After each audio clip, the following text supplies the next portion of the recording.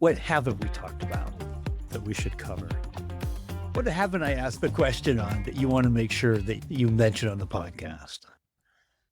I think one of the key takeaways I had with working with BPOs is that we tend to think about just the specific service that they're providing, but you're basically working with another organization that runs probably in a very different way that you do, mostly under HR practices. So you have to understand what that means. You have to be able to have conversations with them and for them to be open to those questions, like I mentioned.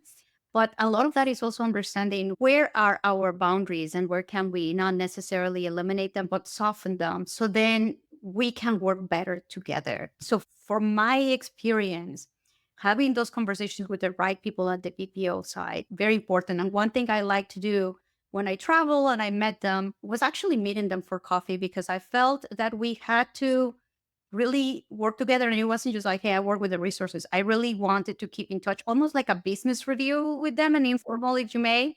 But I want them to know that I was very close to how we were operating and that in those meetings, we will meet for coffee. I will bring feedback. I will say, hey, here's some areas of opportunities, or here is where we're going next year.